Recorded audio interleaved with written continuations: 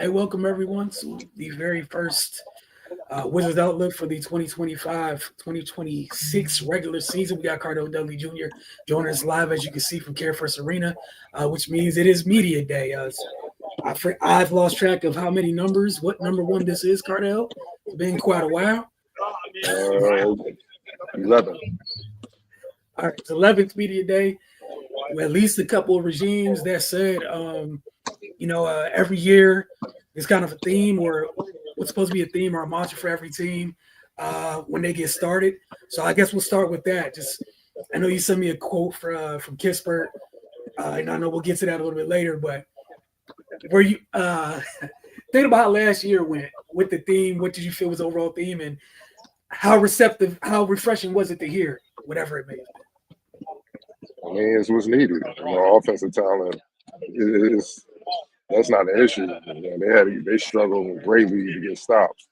And one thing that Kispert talked about, he said that they got up for the much better teams, the teams with the big names. They got up for those teams, and the teams kind of in the middle of the pack or teams, lower tier teams. They kind of, you know, I could turn it on, and they realized they weren't good enough to just do that.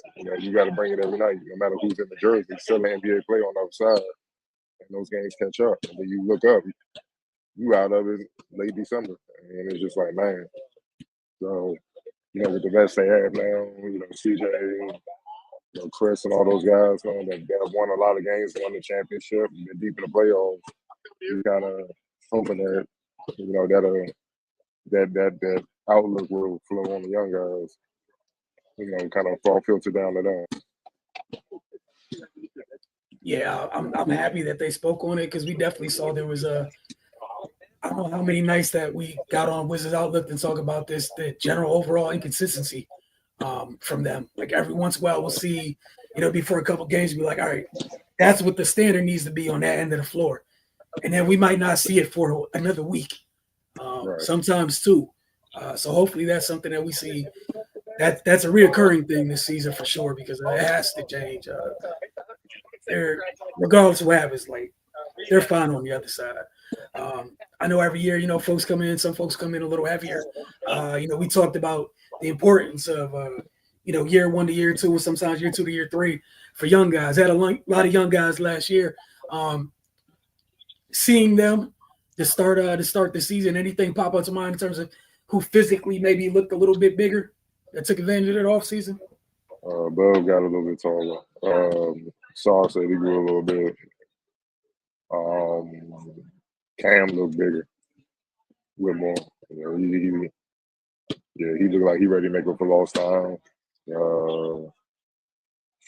Trying to think. Other than that, some of the young guys grew a little bit. You know what I'm saying? So Kispert worked on his body. Just trying to get more in shape. CJ looked sharp. He looked ready to go. You could just tell by their body how lean and how cut up and guys are. They ready to just hit the ground running. Sorry, he got bigger. A little bit.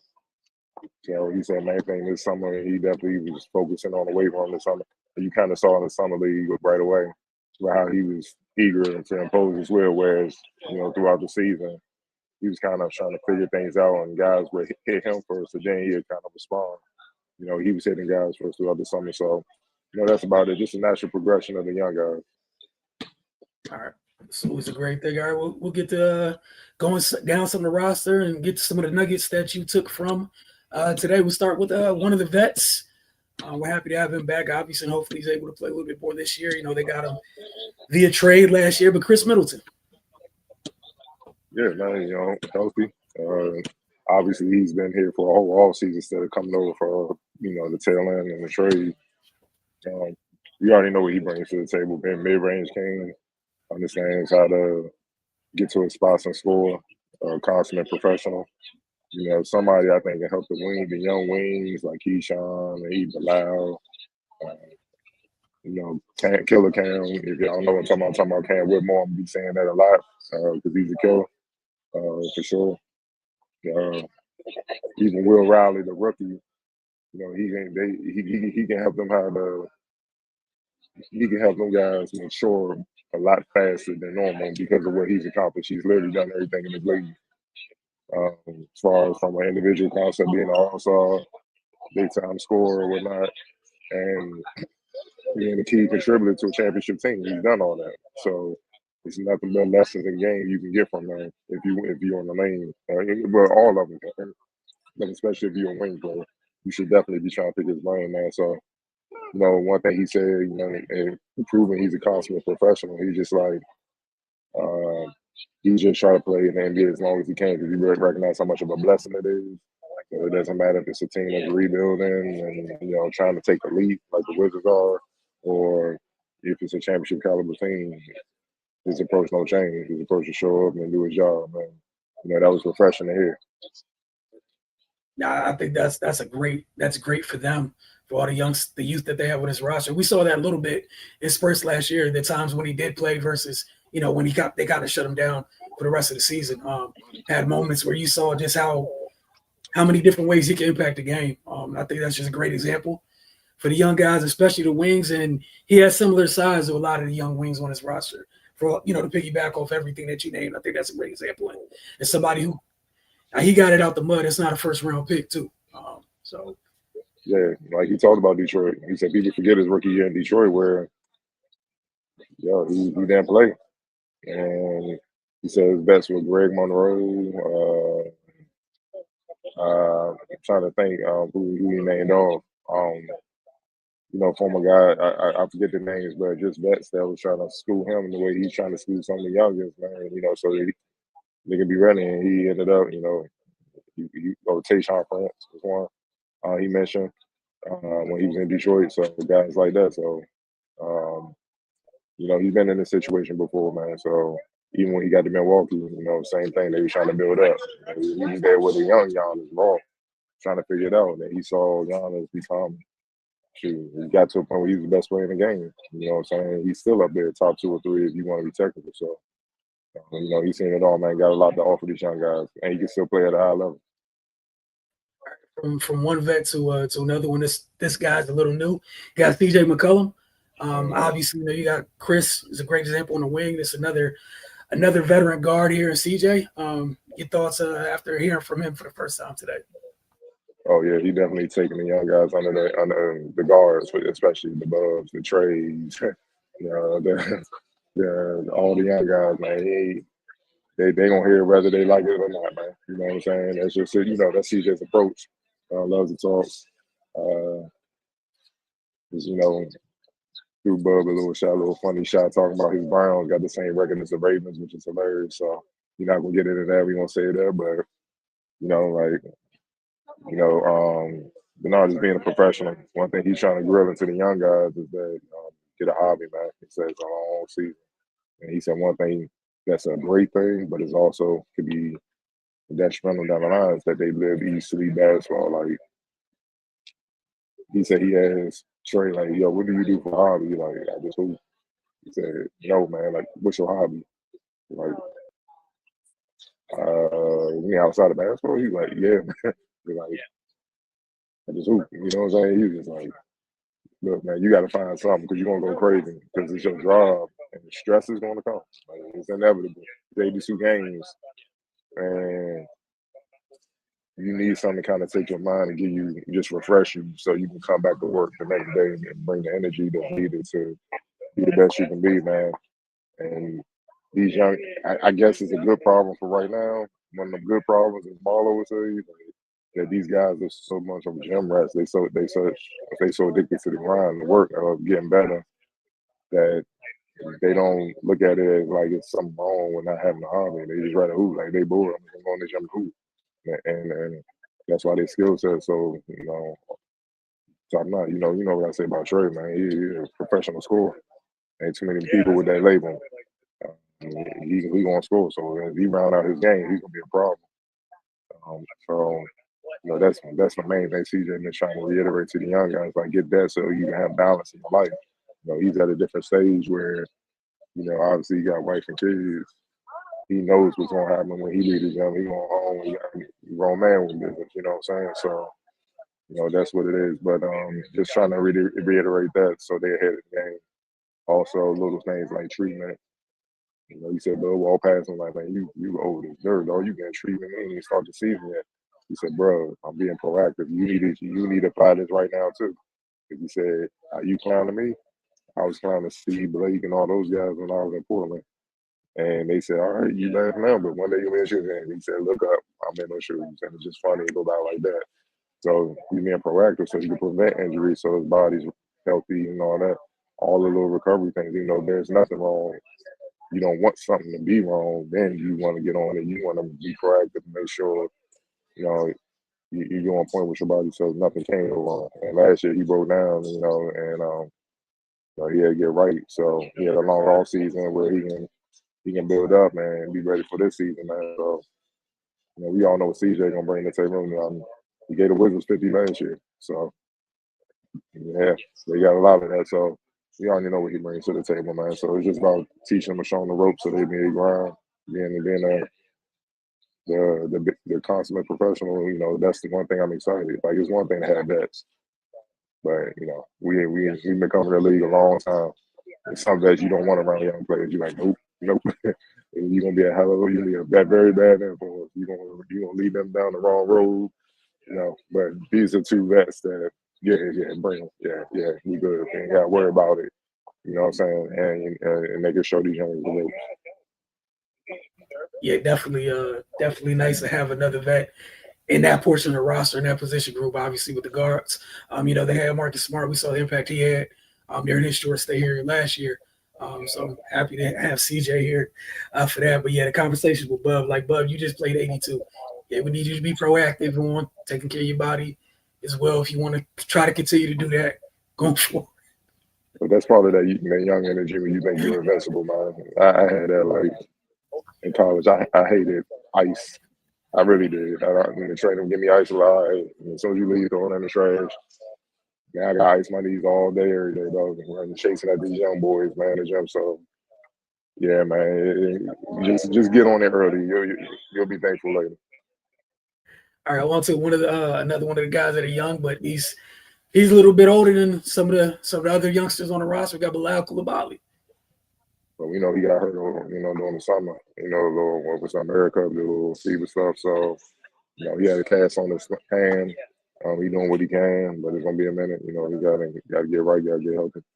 Um, which is unfortunate. And it's unfortunate because that one thing that is constantly talked about from when Keith started media day all the way to the last, when Trey ended it. The competition at wing is real. Competition at the wing is real.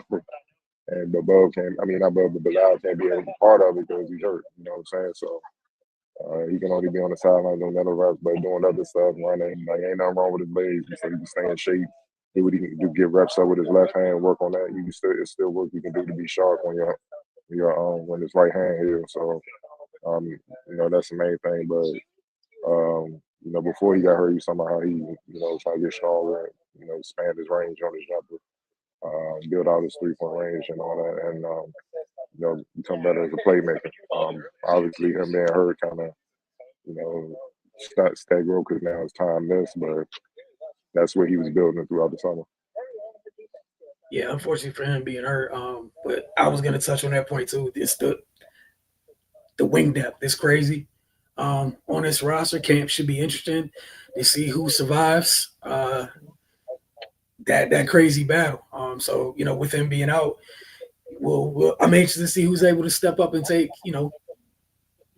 advantage of it. Right. From Bilal, we'll go from Bilal to his countryman, Alex Sarr. Oh yeah, man. We saw him during the summer. He was impressive. Set the summer league shot block record. Said he got a little bit stronger. Trying to be, they said the metrics said he was the best switch defender in the league last year. He had to switch on the guys, which makes sense because he did. He definitely had that. But his goal this year is to really hold his own with his matchup. You know what I mean? And being a better help side blocker. Being aware. Getting over, getting tongue tied, clearing the lane for blocks, the alter shots. but still, being able to get out the shooters, get back to his man, just being able to cover ground. Because he has the ability. If you're the best at switching, that means you're covering ground. You can move your feet even at his size, but 67, 7 feet. So, um, yeah, man. But with him, we saw doing something. He's more confident. More belief in his game where he know what he can do, and then it's just a matter of you just impose your will. You know what I'm saying? Because that's one thing I love about a lot of the young guys. They not the type of young guys we're at all. They like, nah, we at you. You just want to beat us, but we at you. So he's a little bit more quiet than that. He don't verbalize it as much, but you can tell when he plays, he on that same type of time. Yeah, I don't think that's the biggest thing. I'm not shocked at all about the incredible rates about him switching. I think that was something you touched on, leading up to the draft with him. And I think after he was drafted, we saw that was on full display last year. That ability can allow them in the coming years to be one of the better defensive teams in the league, of course. But that last part, though, I'm anxious about him getting to the place where you were screaming the bigs were coming, right? They're here now. We're in that new cycle of everyone has 2 or 3 bigs. Get to the place where you can handle the premier guys at your position, hold up against them defensively. Then I think that's when it takes being a good defensive team to a great defensive team. We're able to do that because, like you said, with athleticism, the switching stuff, which could be hard to somebody else, that comes easy to him. It's the Giannis going crazy. Turn the water off. Don't let Joel go nuts. Like it's Joe gets man. Let's get enough stops where we can win. You can't stop him, but get enough stops where we can win. Slow him down. Just cutting the water off. On to another young guy, Bub Carrington, who changed his number. You know his personality, man. Hilarious. Came in there joking. His thing is just playing off of new guys he got traded. In the backcourt. Building out his range, his 3-point range, and he said one thing he wanted to focus on was, the metrics say he was a very poor finisher when he got in the paint. And, he got to get better at making those layups and stuff, making those floaters and making those rim shots. We know he lives in the paint. He can get in the paint at will, especially off a pick and roll type situation, picking slip type situations. He knows how to manipulate the defense. He knew that in college, but when he get down there, you got to be able to finish, get those easy points, get those 3-point plays, put fouls on the bigs. You know what I mean? So, that's the main thing. And just being competitive, man. You could just tell he eager to get started, trying to keep building off what they started last year, and try to win more games, man. That's the thing. The thing outside of the defense, competition, every day, competition, and you remember draft night when Will Dawkins said, last year we kind of let the young guys play through it. Now you got to earn everything. And I'm not saying they ain't earn it, but now it's so deep. The roster's so deep with young talent. If you ain't doing what you're supposed to do, your game gonna play. And that's a good problem I have now. Forces everybody to be on their game. And then practice and workouts just keep pushing everybody, you know what I mean? So we know what to expect from Bud, man. Just be a leader, just take that next lead as a floor general. You know what I mean? So one thing, I know I'm gonna touch on it more when Trey was talking about him. He said the team is faster when Bud has the ball because he said when he gets the ball when he's running point, you gotta beat him down the floor. Where everybody else kind of it's a pace game, you know what I'm saying? Especially like CJ, somebody like that. He ain't trying to run at the stage, you know what I mean? He may get it up the court quickly, but it's not gonna be fast. He said with Bud, and if you ain't running, you just gonna be left out. So he said that's the difference he's learned so far, playing with him. I can tell you what Bud mindset is, man. He's trying to use the pace to give them an advantage because they got so much versatility, so many shooters, so many scores. Guys, athleticism as well. Guys that can get up and down, do a lot of different things. It's hard for defense to consistently keep getting set to match up with different guys, and that could be an advantage for the Wizards. So I like that approach that he's already kind of instilling, already himself. I don't know if Keith and the coaching staff are telling him to do that. We'll learn that later on as training camp is come. But Trey mentioned that that's the case with him. So that's a good problem, man. Obviously, him and Cam Whitmore go way back to when they were little kids. The Mount Royal days, he made a comment. He's like, "Yeah, that's my son. That's my father. I'm his father. Take care of him, show him the ropes." And that comment was made to Cam. Cam was like, he said that, and you should have saw his face. Like he he was about to break out laughing, man. And, Cam always makes stories since he was in high school. He don't really give off a lot, but yeah, that caught him off guard. He said because Cam was like, "That's my little brother, and I take care of him." Like, nah, he said, "You his son." So that kind of tells you the chemistry and camaraderie that's within the roster, man, which is always good to have. Uh, with a lot of young, talented dudes competing, it could easily go the other way. And you gotta start getting rid of people so we can reel this back in because it's just toxic. Man, I'm glad to see that it's healthy competition instead of toxic competition. But no, Uh, but we know what they're expecting, but No, I was just gonna say I'm happy that it's a healthy type of competition as well. And I was gonna say, thinking back to summer league, I think we saw a little bit of that too. Bud was pushing the hell out the Rocket summer league. Like they were really, really. There was a noticeable difference when he was pushing the ball up court than others. So great to hear that from Bub to AJ Johnson. So another youngster, but wasn't drafted here. First full off season. Here, what AJ have to say today? looks like he grew a little bit. Yeah, constant dialogue about the competition about who's the team's best dunker between him, Bilal, Cam. I think it's mainly those three that they got the unreal balance. You know what I'm saying? So Keyshawn may hang for a couple rounds, but those are the three where you get nasty. You know what I mean? So, and we seen what AJ do when he getting open floor. He got in the lane, he got space to take off. It gets bad. You know what I'm saying? So again, love pushing him out. That benefits guys like him a great deal. But for him, it's just really, again, goes back to the defense, man. Can't give it back. You know what I mean? So if he's able to hold up, like he showed up impressive sign. Like it was some games where he literally the factor in the Wizards either being in the game or winning the game. He was going to work, man. So ultra talented, man.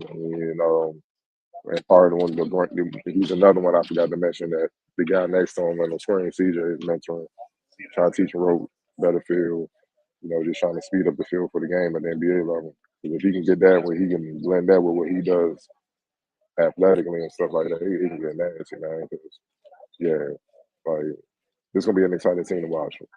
But the thing is, they got to get stops. They get stops, they can get out and run. And then it's going to be a dunk show. It's going to be fun to watch, right? So that's for him. He's building off what he showed us when he got traded here, man, because he hit the ground running in a sense. So it's improving defensively, being more efficient as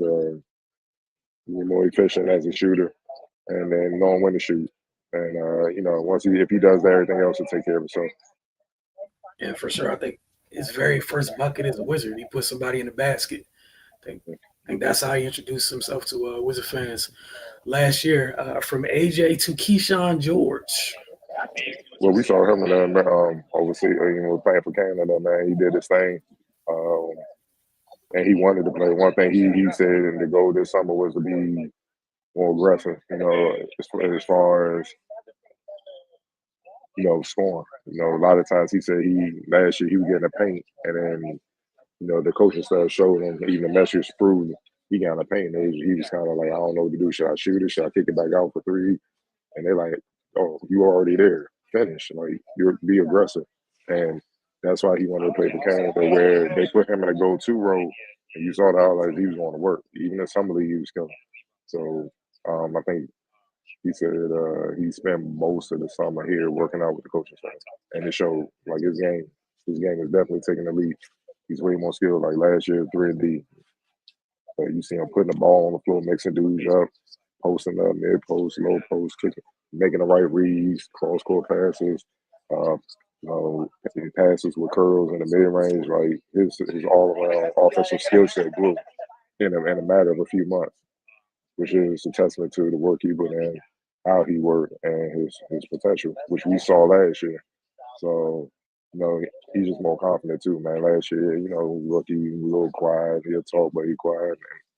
Nah, you can tell me that he's sure. Like, yeah, like, ready to get happy. You know what I mean? And you saw even as the season went on, he was quiet off the court, but when he got on the court, he's one of the rookies that's out there. A lot of people don't know that. Like I think, remember Draymond Green talked about it. He was like, "Oh, y'all talk," and because Bub and Ham was in his face and all that, like, "Oh, y'all talk." He's like, "Okay," you know what I'm saying? So he was one of that. You know what I'm saying? So now all of them on that time. So man, you know what it is for him. It's just his versatility and really locking down. He had the weight room. He said he got stronger because he wanted to build up his base. Because with his 6'8" frame, he can guard 1 through 4 depending on the matchup, depending on the team and the matchup, man. So like say the Knicks when they go to the lineup where they put Carl Towns at the 5 and maybe OG's at the 4, Kyle Bridges at the 3. Then you got like Josh Hart and Jalen. He should be able to go down there and rumble with OG. You know what I mean? So that makes him more valuable. But he gotta have the strength to do that because OG ain't a lightweight. You know what I mean? So otherwise he will only be able to guard either Cal or Josh Hart. So by him get bigger, that just makes the team better and makes him more valuable. You know what I mean? So I'm excited to see what he brings to the table, man, because he had a very, very solid year last year as a rookie. Yeah, I definitely can't wait. And you talked about his versatility is something we saw on full display last year. He impacted, regardless of how many points he scored. It's hard for me to think off the top of my head like 5 games in his rookie year when he didn't have he didn't impact the game. I don't think I can come up with 5 games where I could walk away saying that. I know to your point, this offseason, far more decisive and assertive on the offensive end. So like you, I can't wait to see what it looks like during this year's 82. From Keyshawn, we go to Will Riley, one of the rooks this year. Same approach, man. Just trying to figure out the ropes, figure out the league. Part of that intense wing battle that they have. To me, he's kind of in the same position Keyshawn was in last year, coming in as a 3D guy. A little bit undersized, got to get bigger and stronger. Which he will quickly soon, if he doesn't already realize, he damn sure will when the season starts with some of these wings in the league. I think he's one of those guys that he'll get better about going through the fire, so to speak. But we saw it on some of the, even in the draft, but some of the, he's talented, man. He got the tools, but it's gonna take some development. Mainly physically. I know mentally he's ready. And the thing is, he's a capable shot maker. He is. He showed those signs on the summer league.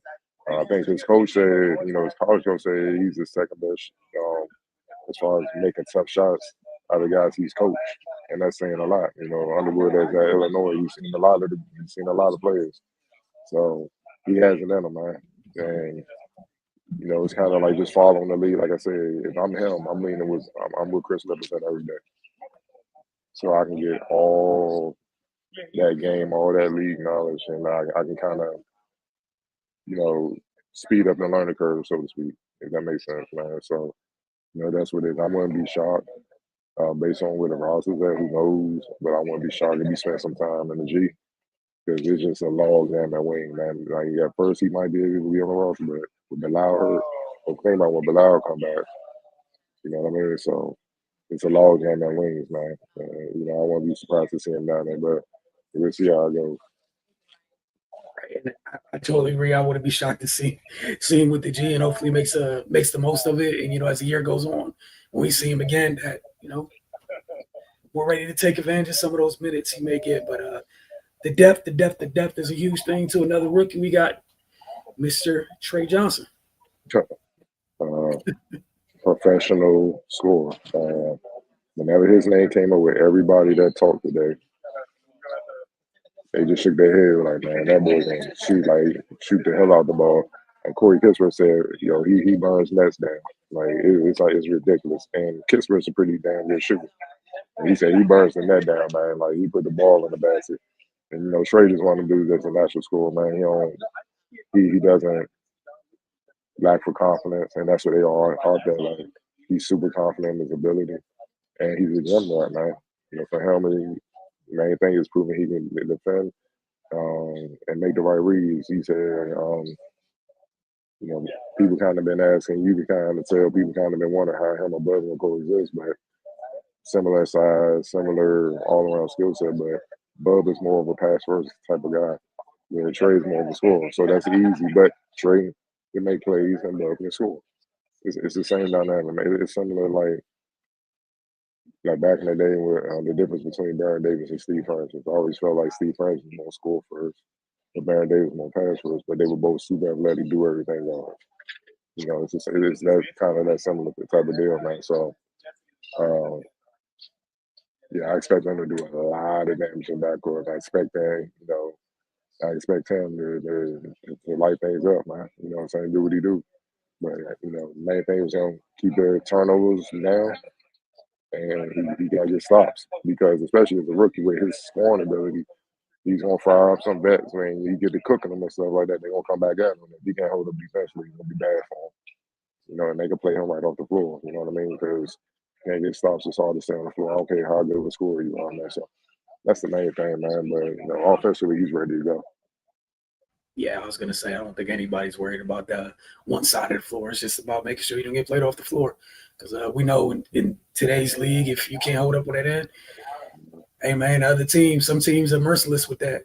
They're gonna do what they need to do to get you out of there. And we've seen it happen to a lot of folks. You don't have to be a rookie for that to happen to. Hey, we saw CJ and Dame do it when CJ was in Portland. I ain't gonna say the player name. He ain't in the league no more, but guy checked in. They looked at each other.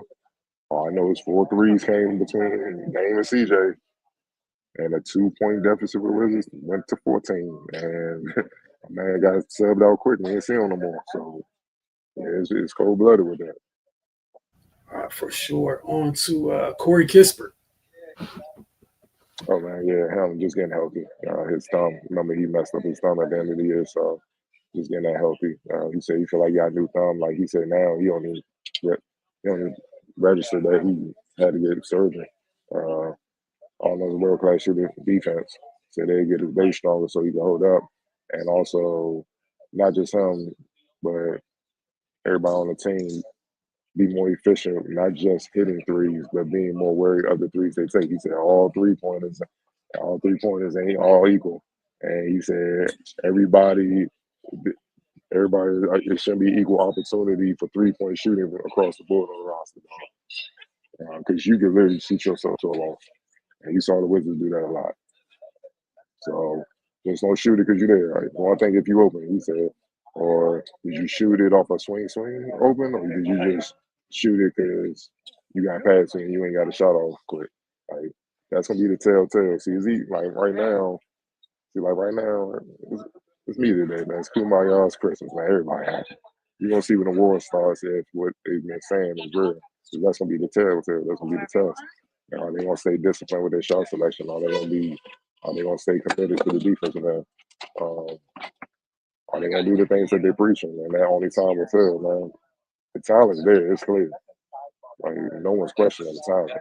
There's been some Wizards roster in the last few years. We like, they ain't got a chance, but they got some young, lethal players. How they come together and stay together, those are the question marks right now. So, but Corey harped on that, man, all day, man. You know what I mean? So playing smarter, playing more efficient, playing together, do good and the bad. Playing, don't play down to your competition. Like he's the one that talked about the big dogs come to town with the big names. They get up for them. And the lower tier teams, like if Charlotte come to town, they play around. They don't take it as serious. So he talked about having that commitment to excellence for every game, and that would determine how much of a leap they make this season. Love to hear that about establishing and living up to a standard. And my goodness, my ears, I could hardly listen to everything else you said after I just heard NBA players say all threes are equal. Man, I'm so happy to hear that. But I'm sure I missed some other words, but yeah, it's the truth. And but like you said, well, as you said that he mentioned, it's only media day, man. We'll get some preseason outings soon. It's about living to those words, not them just being, small mementos on a year where we're 15 games in. Like none of that stuff came to fruition. You remember that time that they said that? All right, I think last but not least, we got Cam Whitmore. Yep. Killer Cam, man. We know where he is, man. Super athletic. Could score with the best of them. I think Trey said, he said no one on the roster has stopped him when he got down here on transition. He said nobody. Like, he said you don't want to see that coming, man. With his athleticism, how strong he is, and how skilled he is. Main thing for him, again, defense. You got to show up defensively. Offense will take care of itself, man. Like, and obviously he's motivated playing at home, man. It's different when you play at the crib. You got every game you got to represent. You got your family there. You trying to get dusted off. You know what I mean? And he probably got even more motivation because Houston ain't go the way he wanted. You know what I mean? So, I know he eager to show like y'all got me messed up. I'm one of the ones, man. So, but yeah, man, however marks for him, man.